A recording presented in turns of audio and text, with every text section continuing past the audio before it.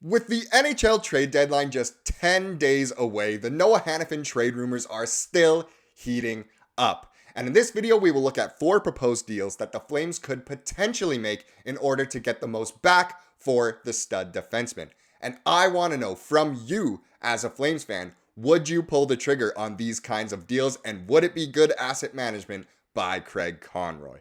Welcome to Flames Digest. I'm Mark Griffith. If you're new around here, you love the Flames, make sure you subscribe for all the latest news, updates, reports, and rumors on the Calgary Flames. But like I said, of course, the Hanifin trade rumors are skyrocketing right now. His value, very, very high. I mean, obviously, he knows he's going to get paid soon, so he is playing very, very well. Flames are playing pretty good right now as well. But like I said, Noah Hanifin, trade proposals. 4 teams that could land Calgary Flames defender. So this is from The Athletic, from Julian MacKenzie and Corey Pronman. And they've come up with some pretty good deals here. Maybe not necessarily fantastic for the Flames, but definitely realistic. So without further ado, let's hop into trade number 1. And it's a team that, they're huge contenders. They're playing amazing hockey right now. One of the best teams in the league, and they made the Stanley Cup final last year. It is, of course, the Florida Panthers. So here is a mock trade. So to Calgary, right winger MacKenzie Weegar, who we all remember was the man who sent Michigan into the Frozen Four not too long ago. He is a 2021 first round pick. Also a 2025 second round pick, a 2026 second round pick as well.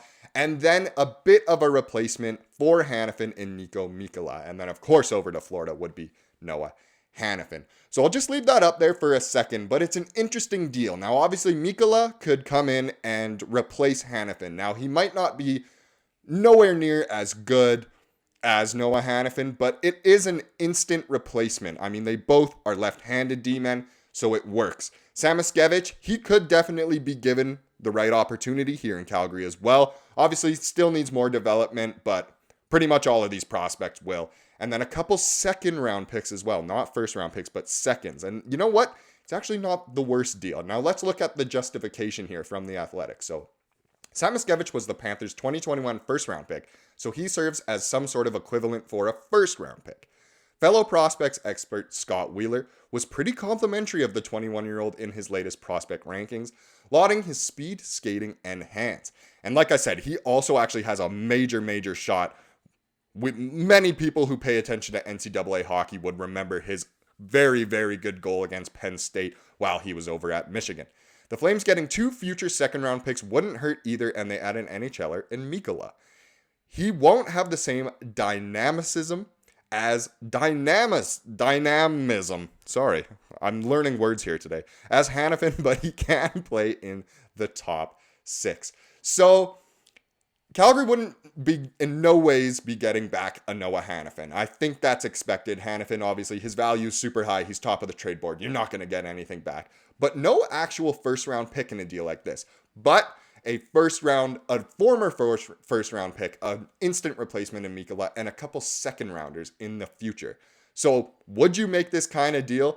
I'm not going to sit here and say like, oh, this is better for this team, who says no kind of thing, but it's definitely a realistic trade, especially if Hanifin is still a Flame getting closer to that March 8th deadline. The Flames will have to do something, and this could be in the realm of possibility. Now let's get into trade number 2. Who is up next here? Well, it's another team who they have been talked about like crazy when it comes to the Flames coming up to the trade deadline, and all the trade rumors seem to involve this team and our players, and it is, of course, the New Jersey Devils. Now, with New Jersey, we've talked about Markstrom going over there, a little bit of Tanev as well, but now, of course, it is Noah Hanifin. Now, this deal, so right-handed D-man Seamus Casey, we've talked about him before, a bit of a smaller guy, but very, very skilled, and might not fit into that New Jersey lineup in the near future. A left-handed D-man, just like Hanifin and Kevin Ball, and that first-round pick that the Flames want. And then, of course, to New Jersey would be Hanifin. So in this one, a first-round pick, a very good prospect, and another left-handed D-man. So let's take a look at the justification once again. One of the 4 teams mentioned here, the Devils, are the only one that can offer the Flames a 2024 first-round pick. So for this upcoming draft. On top of that, the Flames would come away with a solid return. Ball 23 is a young stopgap who can help Calgary's roster transition.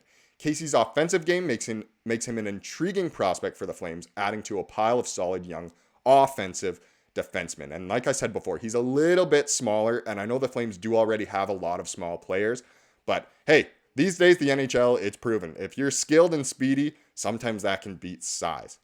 If you're general manager Craig Conroy, is it worth dangling Tanev or even Markstrom to sweeten the deal so you can get a young player like Holtz or Dawson Mercer as well, which we've seen in proposed Markstrom deals? In the trade that was pretty much leaked, it looked like Holtz was coming back. So would you send Hanifin and Tanev as a package, and want, Dawson Mercer back? Would the Devils be willing to give up Mercer or definitely throw in a Holtz? There's another trade that all of these are in the realm of possibility, especially if it really does get to that sweaty time in the nitty-gritty hours of the trade deadline as we approach it. But another deal here. I want to know from you guys, what do you think? Is this realistic? Would this be good for the Flames? And should Conroy pull the trigger on this one? Let's get into the third trade. So trade number 3, it is another team. They have been contenders for a long time. They've won a couple cups here recently, and of course they're rumored to always pick up people. They seem to always pick up at least a player or two at the trade deadline. It is of course the Tampa Bay Lightning. Now this one is extremely interesting. So to Calgary would be left wing forward Isaac Howard, a 2025 second round pick, a 2026 first round pick, so a couple years away, and then a right-handed D-man in Nick Perbix. And then of course the Tampa is just Noah Hanifin.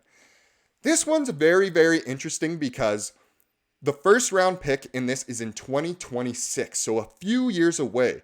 Do the Flames bank on Tampa going all in now and then maybe falling off a bit in the next few years here as they, their players age and maybe they expect to get paid a little more, especially if they do win another cup here?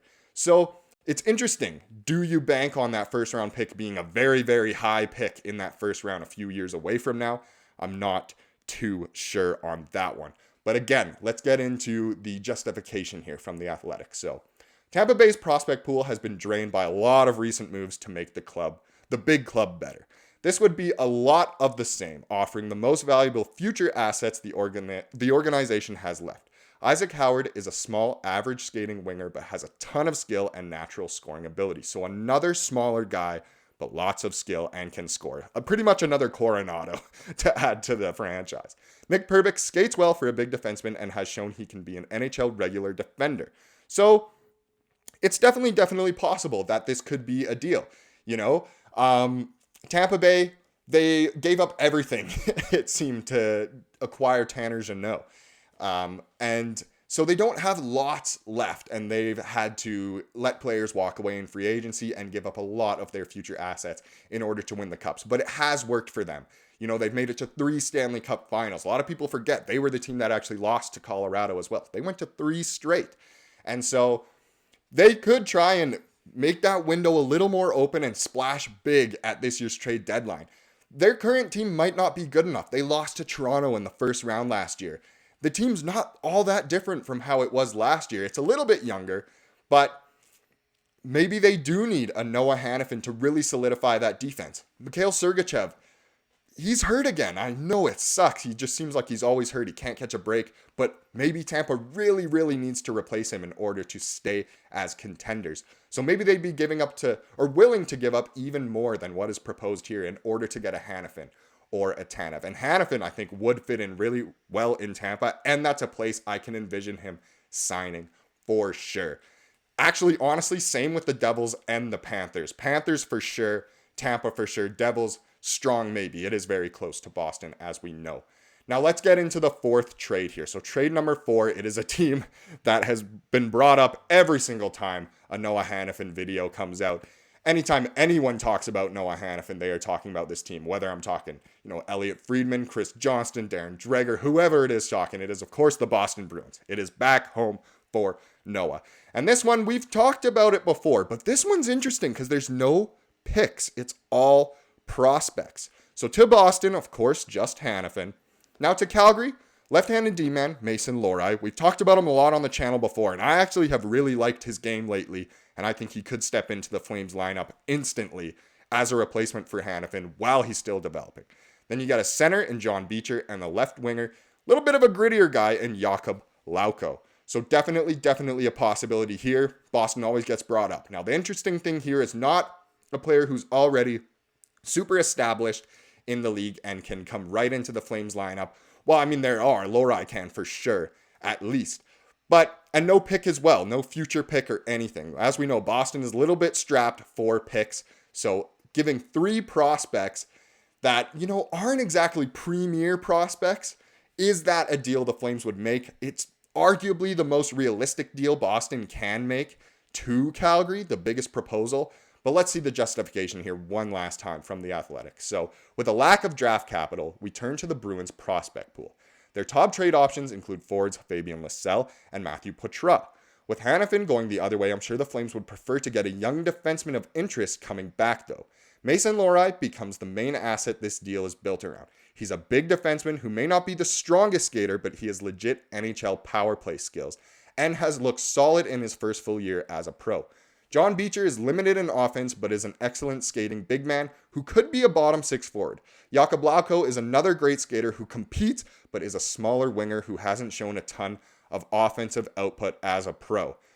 I don't know. Out of all the deals in this video, this one seems the worst for Calgary. They're not selling these Bruins prospects very highly, finding a lot of cons there. Seems like more cons than pros. And players like that, is that what Calgary needs? Again, not smaller guys. The Flames do have a lot of small guys. Now, how long will they be here for? We don't know. We could see Mangiapane leave. Now, there's still Coleman, Coronado, Peltier. There's a lot of smaller guys within the organization. But if they're super skilled and can score, I mean, that's definitely welcome. But the Flames, I think, already have it set on Coronado as that kind of player. But maybe they can never get enough of that kind of player. But I do want to know from you guys, do you see any of these trades happening? Do you think they would be good for the Flames? And do you think Conroy should, maybe make some calls here? He could have read this article as well and gone, maybe that's a good idea. And he'll go the other way. So I want to know from you guys. Please let me know in the comments what your guys' thoughts are. Thank you so much for watching. Please subscribe if you're new around here. And enjoy the game tonight against the Kings, 7 p.m. I know I'll be watching, and I hope you are too. Enjoy the game, go Flames go, and have a wonderful rest of your day.